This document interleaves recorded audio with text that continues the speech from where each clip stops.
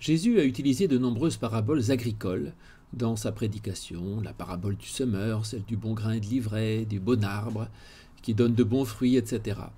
Dans ces paraboles, on peut déjà voir un petit peu la manière avec laquelle Jésus considérait le monde matériel, le monde agricole.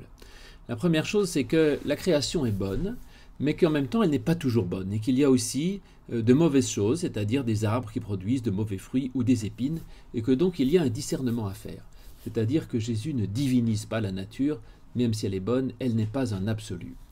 L'autre chose, c'est que cette nature est confiée à l'homme.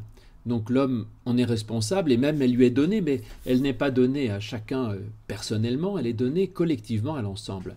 Et nous devons donc nous préoccuper, non pas de nous-mêmes, mais des autres.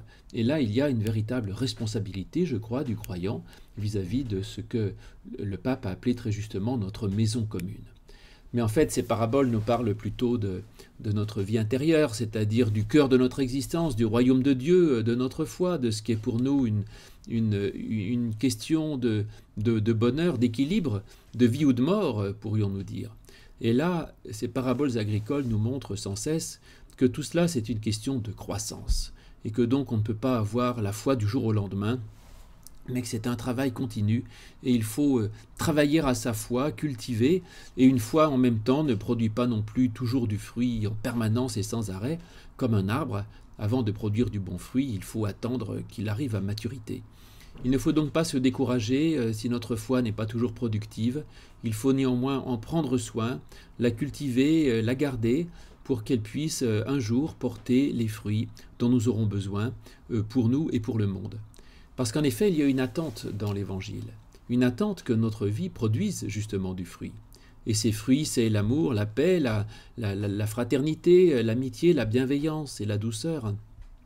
Et quand on trouve des passages de jugement un peu durs, qui disent que la paille sera jetée et la mauvaise herbe jetée au feu et coupée, ce n'est pas que Dieu véritablement veuille nous punir, mais plutôt pour mettre en garde et dire que si nous sommes incapables de donner du fruit, alors oui, nous périrons desséchés, et que de toute manière ne restera de notre existence non pas ce que nous avons fait pour nous, mais ce que nous avons donné aux autres.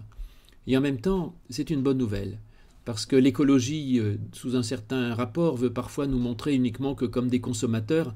Alors je ne crois pas que le but de notre vie soit simplement de polluer moins et de consommer moins. Notre vie peut apporter quelque chose de positif et de bon pour le monde. Et nous devons nous préoccuper de cela, parce qu'il y a quelque chose que l'on peut faire, quel que soit son âge et quelle que soit sa situation. Et en même temps, s'il y a une exigence, il y a aussi une aide de Dieu. Dieu qui d'abord sème sur tous les terrains et il donne sans retenir sa main, sa grâce et son amour à tout le monde, sans préjugés, pourrions-nous dire. Et puis il y a aussi ce soin que Dieu donne au figuier quand on nous dit qu'il creuse autour et qu'il y met du fumier à son pied, c'est-à-dire de l'engrais, et il nous donne tout par grâce et tous ses dons pour que, remplis de reconnaissance et de joie, nous puissions à notre tour apporter de bons fruits dans ce monde.